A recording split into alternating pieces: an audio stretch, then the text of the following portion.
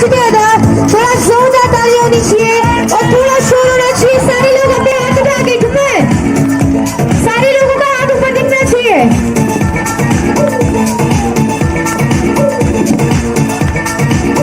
A very very happy warm welcome to you sir, and I request each and everyone थोड़ा शोर होना चाहिए, थोड़ा जोरदार तालियां होनी चाहिए। आना शर्मा सर के लिए जो आपके बीच आज है, आप उपस्थित है all the way from Greater Noida। All the Topaz member, come on!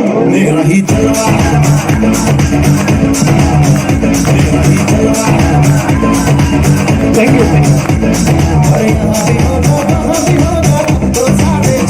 Thank you so much all the members, thank you so Thank you very much। much. Thank you very much. बैठ जाइए आप सभी। नमस्कार, नमस्कार, नमस्कार। जिसने नहीं बोला उसके लिए भी था। पीछे वाला नमस्कार। मैं पिछले 5.25 साल से इस कंपनी में लोगों को नमस्कार ही करवा रहा हूँ, और पवन सर बता रहे थे कि आज मुझे कितना पैसा आता है, वो सिर्फ नमस्कार करवाने की वजह से ही आ रहा है, काम वाम करने की वजह से नहीं आ रहा है।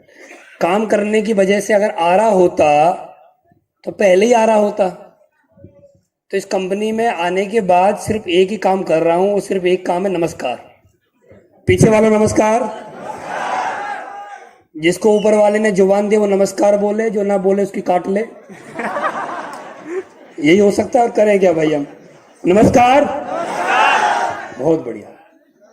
लेकिन मेरा ऐसा मानना है, इंसान वो होता है जो हमेशा जोश में रहता है, हाँ या ना? इंसान कौन होता है? जो हमेशा जोश में रहता है, जिसके पास में बैठ के भी आदमी को ऐसा लगता है यार मैं आज किसी जोशीले व्यक्ति से मिला था। आदमी को पास में बैठ के भी उसके रोए खड़े हो जाते हैं, यार मैं आज किसी ऐसे व्यक्ति से मिला था, उससे मिलने के बाद मेरे अंदर एक जोश पैदा हो गया। कुछ ऐसे व्यक्ति होते हैं इस धरती पे जो कि लिमिटेड होते हैं, और इस धरती पर अनलिमिटेड ऐसे लोग होते हैं जो सुस्त रहते हैं, जिनको शुद्ध देसी भाषा में बोला जाए ढीले आदमी, सुस्त, जिनमें कोई करंट नहीं होता है, जिनमें लाइट अगर बिजली के तार भी लगाया जाए ना, तार खराब हो सकता है लेकिन उस आदमी में कोई फर्क नहीं पड़ेगा। सुस्त महाराज, बिल्कुल ढीलम ढाल। उनकी मैडम उनसे परेशान कि सुस्त महाराज है, बताओ ये ढीला आदमी मुझे मिला। उनके बच्चे परेशान, पापा कभी बोलता ही नहीं है। उनका पड़ोसी परेशान, हमारा पड़ोसी बताओ क्या ढीला आदमी है। मोहल्ला परेशान। तो मेरा ऐसा मानना है, आदमी की जेब में कुछ हो या ना हो, आदमी की बात में दम होना चाहिए, है ना? है ना? और आपने देखा होगा हमारे देश के पीएम साहब के पास कुछ है या नहीं, लेकिन उनकी बात में जरूर दम है ना? तो दोस्तों एक बार मैं यही कहना चाहूंगा, अब तक आप लोगों यहाँ तक जितने भी साथी आ रहे थे हमारे, आप सभी के लिए जोरदार तालियां बजवा रहे थे कि ताली बजाओ, ताली बजाओ। और हमारे यहाँ साथी आके बोल रहे थे कि ताली नहीं बजा रहे हो आप लोग। देखो मैं आपकी परेशानी समझता हूँ, ठीक है? मैं पिछले 5.25 साल से इस कंपनी में आप जैसे लोगों की परेशानी सही से समझ पा रहा हूं। इस दुनिया में आदमी है ना, सांस भी मतलब के लिए लेता है, सांस भी मतलब के लिए लेता है कि सांस में इसलिए लोग जिंदा रह पाऊं। अच्छा, बिना सांस के अगर आदमी जिंदा रहे ना, तो मैं गारंटी देता हूं हिंदुस्तान में लोग सांस लेना बंद कर देंगे। उनको पता पड़ जाए कि सांस लेने की जरूरत नहीं है, तो बेमतलब की क्या सांस लिया जाए? क्यों इन नसों को, आंतों को ऊपर नीचे, लीवर को हलाया जाए? तो यहाँ पर हम बोल रहे थे, साथी आ रहे थे हमारे, ताली बजाओ, ताली बजाओ, ताली बजाओ। भैया ये ताली बजाएं क्यों, ये बताओ? दाम कमा रहे हो तुम, ये ताली बजाने के लिए बुलाए हैं? आप बताओ, ये जो आपने बुलाए हैं, इतने साथी हमारे यहाँ पर आए हैं अपने काम को छोड़ के, संडे का दिन है, सर्दी पड़ रही है, घर पे होते, चाय पकौड़े मारते, पिछले 7 दिन से मैडम के साथ ना बैठ पाए, मैडम के साथ बैठते, गुफ्तगू बात होती, ठीक है? कोई यंग लड़का होता और रजाई में पड़े पड़े कहीं और बात कर रहा होता। यहाँ बुला रही हैं आप लोग और बोल रहे ताली बजाओ, ताली बजाओ। क्यों बजाए ताली? है आप ये बताओ ये ताली बजाएं क्यों? इनको कोई फायदा है ताली बजाने से क्या? कोई फायदा नहीं है इनको ताली बजाने से, और ये ताली बजाएंगे भी नहीं क्योंकि इनके कोई फायदे की बात है ही नहीं।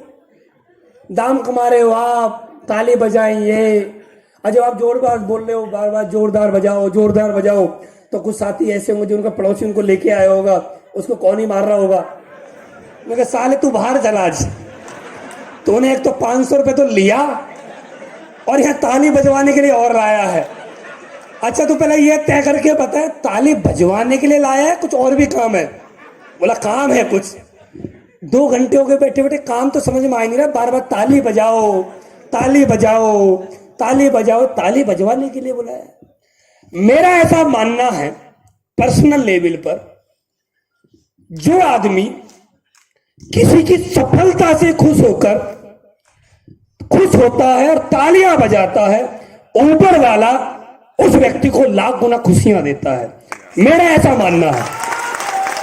अगर हम किसी की बातों में खुश होते हैं, किसी की बातों को समझते हैं, किसी की खुशियों में शरीक होते हैं, तो ऊपर वाला हमें देखता है। ऊपर, क्योंकि बोला जाता है ऊपर वाले की मर्जी से दुनिया चलती है, बिना मर्जी की तो पत्ता भी नहीं हिलता है, हाँ या ना? तो ये बात समझ लीजिए, आप लोग अपनी मर्जी से यहां पर नहीं आए हैं, आपको यहां पर जबरदस्ती बुलाया गया है। अब आप कैसे भी आए हैं, आ तो गए हैं, ये बात तो मान लीजिए, एक्सेप्ट कर लीजिए कि आ तो गए हैं। अब जब आ ही गए हैं और बैठ ही गए हैं, ये दोनों जो हाथ हैं इनको थोड़ा सा एक बार ऊपर कर लिया जाए, ठीक है? और जिसको ऊपर वाले ने 2 हाथ दिए उनको जरूर हाथ खड़े होने चाहिए, और जिसको नहीं दिए उनको पैरालाइज हो जाना चाहिए आज ही। वो हाथ किस काम के? जो हाथ ताली नहीं बजा सकते, उन हाथों को ऊपर वाले तुमने दिए क्यों? इनको वो सोले वाला ठाकुर है, काट ले, ठीक है? तो ऊपर वो उठा, एनर्जी के लिए एनर्जी आएगी आप लोगों में। वेरी गुड,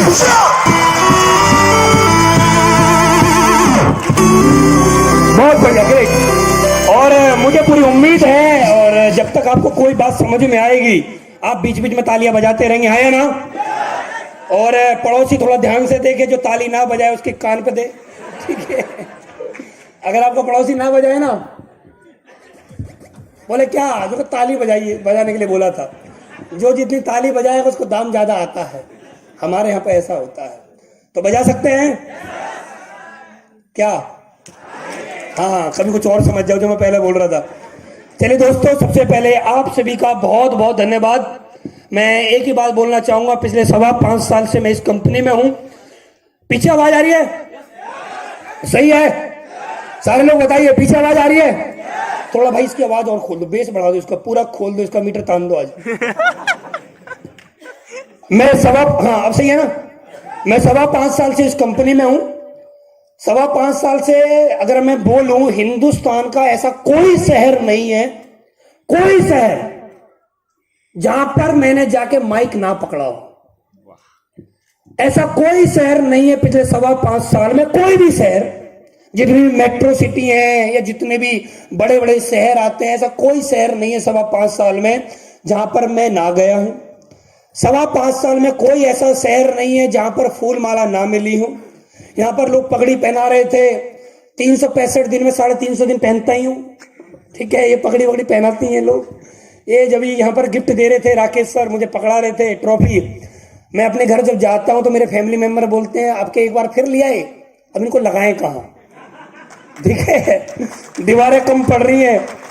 तो पिछले 5.25 साल से ये गिफ्ट ले रहा हूँ, 5.25 साल से फूल माला ले रहा हूँ, 5.25 साल से हिंदुस्तान के हर शहर में जाने का मुझे सौभाग्य प्राप्त होता है। लेकिन मैं एक चीज महसूस कर रहा था जब मैं आप लोगों के बीच में आ रहा था, कि मैं हिंदुस्तान के कोने कोने में गया, हिंदुस्तान के बड़े बड़े शहर में मैं गया। अभी मैं लखनऊ से होके आ रहा हूँ, आज मेरी यहाँ पर मीटिंग है, कल भी मेरी रांची में मीटिंग है, परसों मेरी कानपुर में मीटिंग है, उसके बाद मेरी मथुरा में मीटिंग है, उसके बाद मेरी दिल्ली में मीटिंग है, उसके बाद फिर मेरी मेरठ में मीटिंग है। पूरा हिंदुस्तान में मेरा चलता रहता है। 365 दिन में मैं 300 दिन लगातार मीटिंग करता रहता हूँ, पूरे हिंदुस्तान में जाता हूँ। हर जगह मुझे लोगों से बात करने का सौभाग्य मिलता है।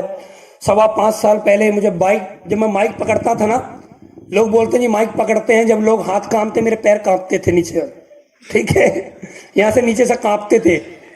लोग बोलते कि हमारे तो हाथ कांपते हैं माइक लेने, मेरे पैर कांपते थे। 5.25 साल पहले की बात करूं तो यहाँ पर जब मैं अंदर एंट्री कर रहा था, तो जब मैं आप लोगों से मिल रहा था, आप लोगों का जोश, आप लोगों का उत्साह देखकर मैं एक ही बात बोल सकता हूं दोस्त, आप बिलीव करिए, विदाउट मोटिवेशन मैं एक ही बात बोल सकता हूं, मैं हिंदुस्तान के कोने कोने में गया, लेकिन जैसी झारखंड और बिहार की टीम है पूरे हिंदुस्तान में मुझे कहीं नहीं मिली है। जैसे आप लोग हो ऐसे पूरे हिंदुस्तान में मुझे कहीं नहीं मिल पाए, कहीं भी नहीं मिले। मैं बहुत जगह गया हूं दोस्त, हर जगह जाने का मौका मिलता है। ऊपर वाले ने ऐसी शक्ति, ऐसा आशीर्वाद मुझे दिया है कि मैं लोगों से जाकर रूबरू होता हूं। एक जगह की बात मैं बताऊं तो मैं एक जगह गया था, तो ऐसे ही बहुत बड़ा ऑडिटोरियम था, उसमें लगभग 7,500 के आसपास लोग बैठे हुए थे। तो एक दादाजी बाहर खड़े हुए थे, तो जैसे ही मेरी एंट्री होने लगी तो वो बोलने लगे, भैया वो जो चीफ गेस्ट आ रहा था वो आया नहीं आया अभी। मन की दादा कौन आने वाला था? बोले कोई लड़का, वो एक आदमी आने वाला था, उसका नाम अनुज शर्मा है। मैंने कि पता नहीं दादा, ढूंढो कहीं आ रहा होगा। और जब मैं अंदर स्टेज पे आ गया तो मैंने अपना नाम वगैरह बताया, तो दादाजी बाद में मिले, बोले तो भाई बेटा हम तो समझ रहे थे कोई आदमी इतना बड़ा होगा जिसके लिए इतनी भीड़ आई है, कोई आदमी होगा, ऐसा बच्चा तो हमने पहली बार ही देखा है जो इतना बड़ा कमा के यहाँ आया है। तो मैं तो एक ही बात बोलता हूं कि ऊपर वाला मेहरबान तो गधा भी पहलवान है ना। अगर ऊपर वाला मेहरबान होता तो हम जैसे बच्चे, बताओ सही से देखो मेरे को, 50 किलो से ऊपर वजन नहीं है, ठीक है। लोग दवाई खाते हैं मोटे को पतला हो जाए, या 1 इंच आगे से नहीं और 1 इंच पीछे से नहीं, फिट है बिल्कुल, स्लिम ट्रिम। और हम जैसे लोगों के लिए लोग बताओ फूल लाते हैं, माला लाते हैं, लोग सेल्फी लेते हैं, सर एक फोटो हो जाए। जब लोग फोटो लेते हैं मेरे साथ, मुझे बड़ी हंसी आती है। बताओ तुम किसके साथ फोटो ले रहे हो? जिसके 10वीं में सही से पास ना हो पाया, 12वीं में 37% नंबर, ग्रेजुएशन करने के भी गया नहीं कॉलेज, पापा ने दी फीस, बेटा फीस जमा कर देना, उनको हमने उड़ा दिया मूवी देखने में, गोलगप्पे खाने में, फीस कभी स्कूल में दी नहीं। प्रिंसिपल साहब ने बोला फीस नहीं आई, बोला अगले महीने आएगी। घर वालों ने बोला फीस दे दी, हाँ जी जमा कर दी। बाद में पता लगता था प्रिंसिपल साहब और पापा के आपस में टकरार होता था, फीस कहाँ गई? वो तो गई, कहाँ गई? जिनकी जिनकी गई है वो सब जानते हैं कहाँ कहाँ जाती है, समझ में आ रहा है? तो जीवन में हमने वो सारे कर्म कांड किए जो आपने किए हैं, मैं उन्हीं कर्म कांडों को करके यहाँ तक पहुंचा हूं। तो आज का दिन मेरे लिए बहुत सौभाग्य का दिन है। ऊपर वाले ने मुझे आज की सांसें बख्शी हैं, ऊपर वाले ने आज मुझे एक बार सपने पूरे करने के लिए और इस दुनिया में कुछ लोगों के सपने पूरे कराने के लिए मुझे आज का दिन ऊपर वाले ने दिया है। तो मैं एक बार चाहता हूं अब तक की सबसे जोरदार तालियां ऊपर वाले के लिए एक बार हो जाए। ऊपर वाला आपको शक्ति दे, आपकी भी ऊपर वाला सुने। मेरा आज नेटवर्क जितना ही बड़ा, मेरा टीम साइज मैं बताऊंगा आज मेरी टीम साइज कैसे बनी है, मैं क्या हूं क्या नहीं हूं, बताऊंगा सारी बातें। लेकिन मैं सबसे पहले चाहता हूं कि पवन सर के लिए एक बार जोरदार तालियां हो जाए। आज उन्होंने मुझे यहाँ पर इनवाइट किया है। यहाँ के जितने भी रूप स्टार लीडर थे, आपने परमजीत जी को सुना, राकेश सर को सुना, वो यहाँ पर अपनी स्पीच दे रहे थे, मेरे रोंगटे खड़े हो रहे थे। यार बताओ अभी यंग एज है, लोग बताओ कितना पैसा कमा रहे हैं, एक हफ्ते का 2,30,000 रुपए का चेक ले रहे हैं ये। मैंने टोपाजों को सुना, यहाँ पर बहुत सारे टोपाज लीडर आके अपने बारे में बता रहे थे, उनकी लाइफ को मैं सुन रहा था, उनके बारे में मैं समझ रहा था। और जब ये लोग यहाँ पर बोल रहे थे ना, मैं यहाँ पर बैठ के चेयर पर बैठ के ऊपर वाले को एक ही बात बोल रहा था, ऊपर वाले बहुत बहुत धन्यवाद। आज मैं इन लोगों को इस मंच से 1.5 लाख रुपए के चेक लेते हुए देख रहा हूं, और मुझे वो दिन भी जल्दी देखने को मिलेगा जब मैं इन लोगों को ऐसी स्टेज होगी और 100-100 करोड़ रुपए की चेक दे पाऊंगा। वो दिन मैं देखना चाहता हूं अपने जीवन में, और मुझे पता है वो दिन ऊपर वाले ने मुझे पक्का देगा। और एक दिन ऐसा आएगा जिस दिन आप सभी लोगों के पास इस कंपनी के माध्यम से 100-100 करोड़ रुपए भी आएगा। ये आएगा पक्का, ये पक्का आएगा। और आज मुझे पवन सर ने यहाँ पर इनवाइट किया है। मैं पवन सर को फेसबुक से जानता हूँ, पवन सर मुझसे फेसबुक से मिले थे, इनका मेरे पास मैसेज आया था फेसबुक से मैसेंजर पे, मेरी इनसे कॉल पे बात हुई, तो ये मेरे से मिलने दिल्ली गए। हम दिल्ली में आपस में बैठे, 2 घंटे हमने बातें करी। तो मेरे से बहुत सारे लोग मिलने के लिए आते हैं, डेली मैसेंजर पे बहुत सारे मैसेज आते हैं, इंस्टा पे मैसेज आते हैं, बहुत सारे मैसेज मुझे पर्सनल डेली आते हैं। बिजी शेड्यूल की वजह से लोगों को मैसेज नहीं कर पाते हैं, जवाब नहीं दे पाते, लेकिन कोशिश करते हैं सभी को जवाब दें। लेकिन उस समय पे मेरा नेटवर्क साइज बहुत छोटा था, मेरा अचीवमेंट भी बहुत कम था। तो पवन सर मेरे से मिलने के लिए वहां पर आए, तो मैं पवन सर से मिला, पवन सर के साथ मैंने बैठ के बातें करी। और मैं उस दिन पवन सर के बारे में मैं अगर पर्सनली बताऊं तो मैं उसी दिन समझ गया था ये व्यक्ति आने वाले कुछ ही सालों के अंदर बिहार और झारखंड में एक दिन बहुत बड़ा काम करके दिखाएगा। मैं पहले दिन ही समझ गया था, क्योंकि बोला जाता है पूत के पाप पालने में दिखाई दे जाते हैं, है ना। तो मुझे उस दिन समझ में आ गया था ये व्यक्ति बहुत बड़ा काम करेगा, और आज सर ने बहुत बड़ा काम करके दिखाया है। आज आप लोग हमें क्रेडिट दे रहे थे कि आज अनुज सर की वजह से, नहीं, मैं तो एक माध्यम हूं, छोटा सा बच्चा हूं। आज जो भी आप लोगों की लाइफ में जो भी कुछ हो रहा है ना, उसके 100% अगर किसी व्यक्ति को क्रेडिट जाता है तो उस व्यक्ति का नाम है पवन सर। एक बार पवन सर के लिए जोरदार तालियां हो जाए। अगर ये आप लोगों की लाइफ में नहीं आते तो आज इतना बड़ा बदलाव आपके जीवन में नहीं हो पाता। यहां पर बहुत सारे लोग बैठे हैं जिन्होंने 2500 रुपए से लेकर आज बहुत सारा पैसा कमाया है, 10-10 लाख 20-20 लाख रुपए कमाने वाले भी लोग यहां पर बैठे हुए हैं। तो पवन सर के बारे में इतना ही बोलना चाहूंगा, ये दिल के बहुत अच्छे इंसान है। मेरी जब भी इनसे बात होती है तो एक पॉजिटिव एनर्जी मेरे अंदर डेवलप होती है, यार मैं किसी पर्सनैलिटी से बात कर रहा हूँ, किसी शख्सियत से बात कर रहा हूँ। तो बहुत अच्छे इंसान है, इनके साथ हमेशा लगे रहिए, ये आपको बहुत आगे तक लेके जाएंगे। तो लगने के लिए तैयार है सारे लोग? तो सर का साथ देते रहिए, और आप सर का साथ दोगे और सर आपका साथ देंगे तो एक दिन देखना आपके भी जीवन में वो सभी उजाले होंगे जो आप मंदिर मस्जिद गुरुद्वारे में जाके ऊपर वाले से प्रार्थना करते हो। मुझे 5.25 साल के कैरियर में मैं एक बात और बोलना चाहूंगा। मैंने लोग बहुत देखे हैं, मैं हर जगह जाता हूं, हर जगह स्टेज पे मुझे मौका मिलता है सुनने का। और मैं आपको एक चीज बताऊं, ऊपर वाले ने मुझे एक ऐसी एनर्जी, एक ऐसी शक्ति दी है। मैं बैठा एक जगह रहता हूं लेकिन मेरा माइंड बहुत तेज चलता है। मैं एक जगह बैठ के मैं मोबाइल में कुछ भी करता रहता हूं, लेकिन सबको देखता रहता हूं, पूरे माहौल को ऑब्जर्व करता हूं कि क्या चल रहा है। मैं इतना ही बोलना चाहूंगा, अभी आपने डांस ग्रुप यहां पर देखा, तो डांस जो कर रहे थे लोग वो बहुत अच्छा डांस कर रहे थे। एक बार डांस ग्रुप के लिए एक बार जोरदार तालियां हो जाए। बहुत अच्छा यार, अपना टैलेंट वो लोग दिखा रहे हैं। एक टैलेंट दिखा के व्यक्ति लोगों को खुश कर रहे हैं, लोगों से तालियां बजवा रहे हैं। इस दुनिया का सबसे बेहतरीन आदमी, सबसे बिंदास आदमी, सबसे दमदार आदमी वही होता है जो किसी को खुश रख सके और किसी से तालियां बजवा सके, है ना। तो एक बार डांस ग्रुप के लिए जोरदार तालियां हो जाए। बहुत अच्छा डांस कर रहे थे ये लोग, बहुत बढ़िया। और मैं चाहूंगा डांस ग्रुप आने वाले समय में तरक्की करे। आज यहाँ आप झारखंड की धरती पर कर रहे हो, एक दिन ऐसा है कि आप पूरे हिंदुस्तान की जगह जगह जाकर अपना परचम लहरा पाओ। दोस्त, मैं यहाँ पर बैठा हुआ था और मैं सुन रहा था, यहाँ पर अभी एक मैडम खड़ी हुई जो एंकर है, बहुत अच्छा बोल रही थी।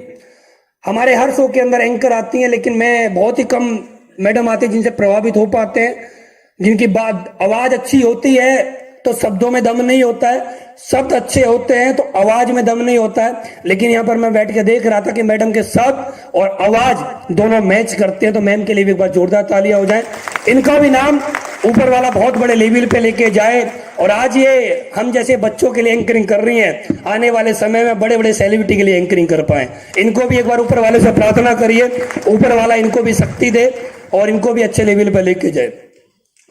दोस्त, मेरा नाम आप सभी लोग जानते हो, बार बार सर लोग बोल रहे हैं, यहाँ पर भी फोटो लग रहा है, ठीक है। मैं तो सबसे बड़ा इसी में खुश रहता हूँ कि मेरा फोटो कोई लगाता भी है। सबसे बड़ा अचीवमेंट तो मेरा यही है कि हमारा कोई फोटो लगाता भी है। नहीं तो हम जैसे कि फोटो कहाँ लगते, घर की एल्बम में लगते तो एल्बम भी कभी कभी खोली जाती है। तो हमारे फोटो लग रहे हैं तो मेरे लिए तो बहुत बड़ी खुशी की बात है। मेरा नाम अनुज शर्मा है और मैं रहने वाला ग्रेटर नोएडा से हूं। मैं 2 चीजों पे आपसे बात करना चाहता हूं। पहली बात, एसएलपीएस वेलनेस से मेरी पहले की जिंदगी में क्या था और एसएलपीएस के बाद की मेरी जिंदगी में क्या है। तो आप जानना चाहते हैं? पीछे वालों नाराज हो? हाँ ठीक है, आप नाराज रहो, हमारा जाके आपने 500 दे दिया, हमारा बात खत्म, हमारा जाके आ रहा है। नाराज रहो, हो क्या? नहीं हो ना? और मुझे पता है इस धरती के, ब्रह्मांड के, बिहार और झारखंड के जो सबसे बेहतरीन इंसान है ना, वो सिर्फ यहीं बैठे हुए हैं। बेहतरीन लोगों को बुलाया गया आज हमने, छांट छांट के बुलाया, छांट छांट के। ये अच्छा है?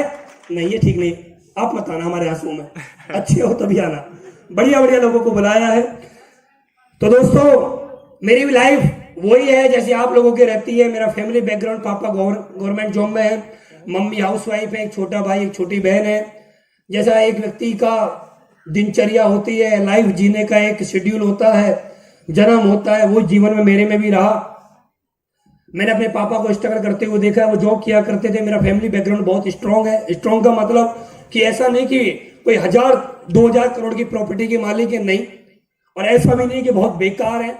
एक अपर मिडिल क्लास में मेरा जन्म हुआ, जहां पर मेरे सभी सपनों को पूरा कराने के लिए मेरे माँ बाप ने अच्छे प्रयत्न करे। उन्होंने बार बार मेरे से एक ही बात बोली कि पढ़ोगे तो आगे आपकी भी नौकरी लग जाएगी। और हम जिस समाज में रहते हैं उस समाज में हम लोगों से एक ही बात बोली जाती कि आप अच्छा पढ़ लोगे तो आपके पास कोई डिग्री वगैरह होगी और उस डिग्री के दम पे आपकी भी सरकारी नौकरी लग जाएगी। क्या लग जाएगी जी? सरकारी नौकरी लग जाएगी। और यहाँ पर जितने भी लोग बैठे हैं वो मैक्सिमम वही लोग हैं जो अपने बच्चों को और खुद सरकारी नौकरी में मैक्सिमम लोग देखना चाहते हैं, हाँ या ना? और मेरे परिवार में वही लोग थे जो मुझे सरकारी नौकरी में देखना चाहते थे। मेरे फैमिली में ज्यादातर लोग सरकारी जॉब करते हैं या कुछ लोग किसान हैं। मेरा परिवार में किसानी बहुत ज्यादा होती है। उधर आप देखेंगे ग्रेटर नोएडा की तरफ तो किसानी भी बहुत अच्छी लेवल पर वहां पर होती है। लोगों के पास बहुत बड़ी बड़ी जमीन होती है, अच्छी खासी जमीन वहां पर होती है। तो फैमिली बैकग्राउंड बहुत अच्छा, पापा की गवर्नमेंट जॉब, और बार बार मेरे से एक ही बात बोले, थोड़ा अच्छा पढ़ लोगे, अच्छे नंबर आ जाएंगे तो सरकारी नौकरी लग जाएगी। सरकारी नौकरी लग जाएगी तो फिर शादी अच्छी हो जाएगी और जीवन अच्छा खासा चल जाएगा। लेकिन मेरा ऐसा मानना है, ऊपर वाला जब किसी को भेजता है ना, इस धरती पे भेजता है, तो उसका सॉफ्टवेयर में कुछ डाल के भेजता है, कुछ अनोखा डाल के भेजता है। मेरे दिमाग में कभी भी नहीं आया कि मुझे कभी जीवन में नौकरी करनी है, कभी भी नहीं आया। 1% भी मेरे जीवन में कभी भी नहीं आया कि मुझे कभी नौकरी करनी है, कभी नहीं आया। मैं अपने पिताजी को सुबह नौकरी पर जाते हुए, शाम को नौकरी से वापस आते हुए देखा करता था। महीने में एक बार उनकी सैलरी आते हुए मैं देखा करता था। सैलरी आती थी, घर में खुशियां होती थी, और जब उनकी सैलरी बढ़ती थी तो उस दिन पकवान भी अच्छी खासे बनते थे, तो बढ़िया लाइफ एक चल रही थी। लेकिन मेरे दिमाग में कुछ भूत ही था, अलग ही था मेरे दिमाग में कुछ। जब मेरे जेब में कुछ भी नहीं था ना, मैं उस समय पे भी अपने आप में एक महसूस करता रहा, मैं बहुत कभी अमीर आदमी बनूंगा यार। जब मेरे पास कुछ नहीं था, जब मेरे पास बाइक हुआ करती थी पापा की दी हुई, तो मैं उस समय पे भी एक ही बात सोचता था, मैं कभी बहुत बड़ा आदमी बनूंगा, कभी मेरे पास भी अच्छी अच्छी गाड़ी होंगी, मेरे लिए भी लोग ताली बजाएंगे, मुझे भी लोग फूल माला देंगे। मैं ऐसा महसूस करता था और खुली आंखों से करता था। ये क्यों करता था ये मैं भी आज तक समझ नहीं पाया हूं। ये बात है लगभग 6-7 साल पुरानी बात है। तो मैं हमेशा ऐसी सोचता रहता था कि मेरी लाइफ में कुछ बड़ा होगा, मैं भी कभी ऐसे होऊंगा, मैं कभी रिश्तेदारी में जाऊंगा तो आज तक हम फैमिली में जाते हैं बाइक से, मैं गाड़ी में जाऊंगा, और जिससे मेरी शादी होगी वो मेरे बराबर में बैठ के जाएगी, बड़ा मजा आएगा। मैं ऐसा सोचा करता था, फील करता था। अच्छे अच्छे ब्रांड के कपड़े पहनूंगा। उस समय मैंने आईफोन का नाम भी नहीं सुना था। उस समय पे एक मोबाइल आता था माइक्रोमैक्स, मेरे पास माइक्रोमैक्स का कभी मोबाइल होगा, मेरे पास कभी पल्सर होगी। मैं ऐसा सोचा करता था, बड़े बड़े सपने में हमेशा देखा करता कुछ बड़ा होगा। हवाई जहाज जाता था तो सोचा करता था हवाई जहाज में मैं कभी बैठूंगा, तो ऐसे सपने में खुली आंखों से देखा करता था। आज मेरे पास बहुत बड़े अचीवमेंट है। आज लोग मेरे से पूछते हैं कि सर आपने कभी एस क्लास सपने में देखी है? बहुत सारे लोग पूछते हैं क्या सर आपके एस क्लास कभी सपनों में आती थी? मैं उस फैमिली से बिलोंग करता हूं, और मेरे जैसे भी कुछ लोग होंगे यहां पर, उस फैमिली से बिलोंग करते हैं जिनके सपने में भूत प्रेत के अलावा कुछ नहीं आता है। हमारे सपने में भूत प्रेत के अलावा कुछ नहीं आता। तो एस क्लास की बात तो छोड़ दो, मेरे सपने में सोने के बाद तो कभी L2 भी ना आई।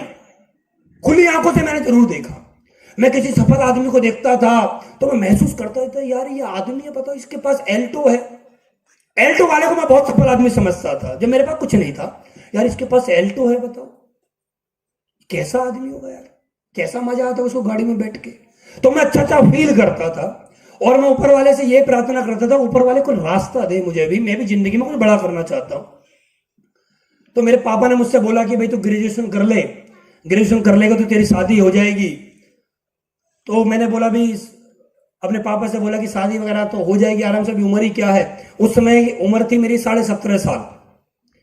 17.5 साल की उम्र में मेरे पिताजी ने मुझसे बोला कि भाई तू एक काम कर, इस कॉलेज वगैरह जा और ग्रेजुएशन कर ले। मैं ग्रेटर नोएडा में रहता हूँ, ग्रेटर नोएडा में थोड़ी शादी जल्दी हो जाती है। मेरी 18 साल की उम्र में शादी हो गई थी। मेरी शादी को भी लगभग 11 साल के आसपास हो चुका है। तो उस समय पर मैं कॉलेज गया, कॉलेज में जाके मैंने एडमिशन लिया। और जब कॉलेज में हम जाते हैं, जिनके पास ज्यादा पढ़ाई लिखाई अच्छी नहीं होती, तो वो एक ही चीज चुनते हैं, बीए। तो मैंने बीए चुनी और बीए चुनने के बाद 6 महीने बाद जैसे मैं कॉलेज जाने लगा, तो 6 महीने बाद ही मेरी शादी हो गई। शादी हुई थी मेरी शनिवार के दिन, 28 फरवरी को मेरी शादी हुई। दिन था शनिवार, अगले दिन थी कॉलेज की छुट्टी, फिर वो थी मेरी जिंदगी भर की छुट्टी। मैं कभी फिर कॉलेज नहीं गया, कभी नहीं गया। मेरे पिताजी ने मेरे से बोला कि भाई तू कॉलेज क्यों नहीं जाता है? तो मैंने बोला आप याद करो आपने मुझसे बोला क्या था, आपने मेरे से बोला क्या था? आपने मेरे से ये बोला था अगर तू ग्रेजुएशन कर लेगा तो तेरी शादी अच्छी हो जाएगी। और मैं ग्रेजुएशन 6 महीने कर ली, मेरी शादी हो गई, मैं जाऊं क्यों? आप मुझे वजह बताइए कि ग्रेजुएशन करने का मेरा पर्पस तो हो, कोई ऐसा पर्पस बताइए जो मुझे ग्रेजुएशन करनी चाहिए। अब वो भी चुप, क्या बोले मेरे से वो? उन्होंने भी कुछ नहीं बोला, हमने भी कुछ नहीं बोला। 2-4 किताब थी अलमारी में बंद, अलमारी का ताला बंद, बात खत्म, तुम अंदर हम बाहर। उसके बाद थोड़े दिन बाद मेरे पापा ने मुझसे बोला भाई तू कुछ कर अपने जीवन में, ऐसा काम थोड़ी चलेगा। फिर मैंने जॉब वगैरह देखी, अपने दम पे कुछ करना स्टार्ट किया। तो जॉब वगैरह मैंने कोई बहुत अच्छी खासी जॉब नहीं थी मेरी। मैं शुरू में आरओ बेचना मैंने स्टार्ट किया, आरओ 8,000 रुपए की सैलरी थी। उसके बाद मैं रिलायंस कम्युनिकेशन में आ गया, वेरिफिकेशन डिपार्टमेंट। शादी में मुझे एक बाइक मिली थी, स्टेनर बाइक, उस पर जाता था। जो पोस्टपेड कनेक्शन लेते थे उनके घरों पर जाता था और देखता था वहां पर जाके जिसने कनेक्शन लिया उसका घर यही है, घर था तो सही है जी, सही आदमी तो कनेक्शन दे दो। उस समय पे पोस्टपेड कनेक्शन की ये समझ लो कि आदमी पोस्टपेड कनेक्शन नहीं, आदमी रोड से खरीद रहा उस समय की बात है। पहले वेरिफिकेशन बहुत ज्यादा होती थी पोस्टपेड कनेक्शन वालों के लिए कि बिल देगा नहीं देगा। अब तो 200-500 रुपए में लिमिटेड कॉल आती है ना, उस समय पर लिमिटेड कॉल नहीं आया करती थी। तो मैं लोगों घर घर जाता था, वेरिफिकेशन किया करता था। ओके जी बहुत बढ़िया आदमी, दे दो कनेक्शन, ओके कर देते थे कनेक्शन। उसमें काम किया। रिलायंस के बाद मैं आइडिया में आ गया। आइडिया के बाद मैं आईसीसी प्रूडेंशियल इंश्योरेंस में चला गया, इंश्योरेंस बेचना स्टार्ट कर दिया। लोगों को बताने लगा मरने के फायदे क्या होते हैं। मरने के तो फायदे तो बताते हैं ना इंश्योरेंस में, इस मसले क्या बात है? आप बताओ, कोई इंश्योरेंस एडवाइजर बैठा होगा तो क्या बताते हैं हम लोग? कोई हमारा इंश्योरेंस हमने करवाया उसने क्या बताया हमको मरने के बाद? तो मैं भी बताने लगा भाई जीते जी तो तुम ये हो, और मरने के बाद इतना मिलेगा। तो मैं भी बताने लगा लोगों के घर घर जा जाके। और जब मैं लोगों को बताने लगा तो मेरा भी भाई साहब आने लगा। अब आने लगा तो महीने में अच्छा पैसा कमाने लगा। फिर धीरे धीरे मुझे करते हुए फिर मुझे एक जॉब मिली अच्छी खासी एयरटेल के अंदर, एयरटेल ब्रॉडबैंड में। मैंने वहां पर जॉब करी। मैं महीने का 40-45 हजार रुपए आराम से कमा लेता था कमीशन लगा के। मजे की जॉब थी यार। जाना, कनेक्शन हो गया तो ठीक, नहीं हुआ तो ठीक। वहां पर 2 तरह की सैलरी थी। एक तो बोला गया था कि आप सैलरी लोगे या कमीशन लोगे। मैंने बोला था बताओ क्या फायदा है? सैलरी लोगे तो आपको 30 के 30 दिन आना है, सैलरी मिलेगी इतनी। और कमीशन लोगे तो आपको एक कनेक्शन में मिलेगा इतना, मर्जी है आओ या मत आओ। मैंने बोला कमीशन चाहिए। सैलरी का झंझट, अपनी मर्जी से आएंगे, अपनी मर्जी से जिस दिन मन करेगा आएंगे, जिस दिन मन करेगा नहीं आएंगे, आराम से सोएंगे। जितना कमाने का मन करेगा उतना कमाएंगे। तो मैं एयरटेल में अच्छा खासा कमाने लगा।